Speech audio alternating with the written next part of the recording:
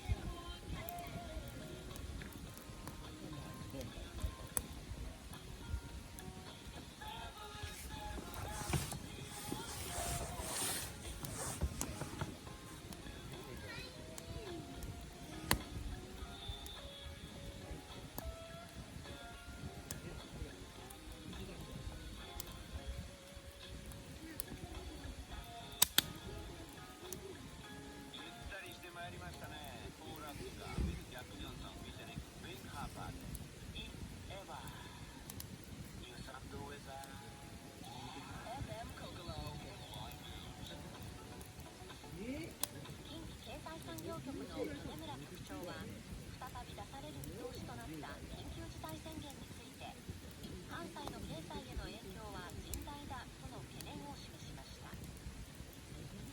大阪市教育委員会は緊急事態宣言が発表された場合、小中学生への対応は家庭でのオンライン学習を基本とする方針を示しました。学校自体は休校せず、子どもの健康観察と給食提供を兼ねて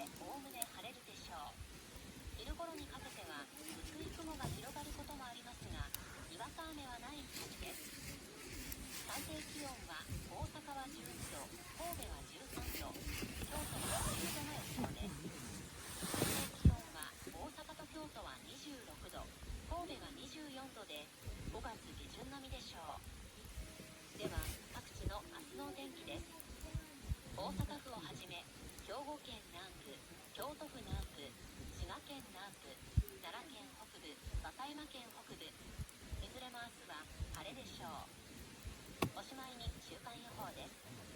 向こう1週間は晴れ間の出る日が多い見込みです。ただ土曜日は少し不安定な天気となるでしょう。最高気温はあさって金曜日までは25度以上のところがありそうです。以上、ウェザーインフォメーション、松田真理子でした。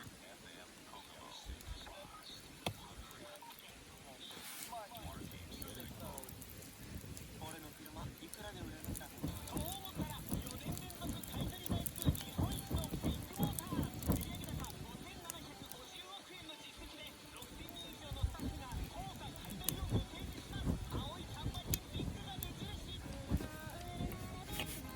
やっぱりビッグが一番。はい。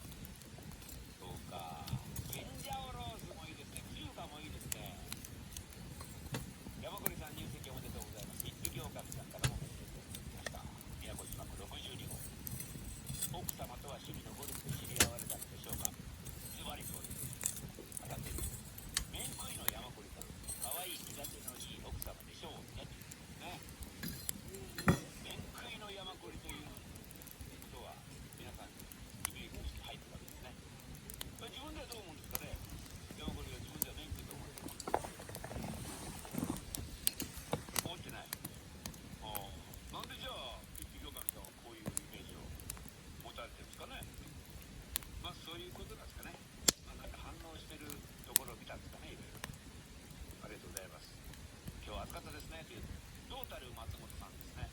28号東大阪大東市ですね。失礼いたしました。今日帰り際半袖を着ている小学生がいて、そろそろ俺も半袖にしようかなと思いました。最近朝昼晩寒暖差が激しいので何着たらいいか分かりません。マジさん今日は長袖ですか半袖ですかね。俺は今日ね T シャツの上にね水圧2枚持ってる。で昼間はずっと T シャツで過ごしてるんです。もう全然 T シャツでいけましたもんね。でこの中途半端な2枚を今ようやくこの秘密基地ちょっと気温が下がってまいりましたので今上着ちょっと着ておりますけどね。ですから昼半袖夜長袖っていう感じでしたね。トータル松本さんリクエストはウルフルズの新曲が解禁になったんでお願いします。さすがトータル松本。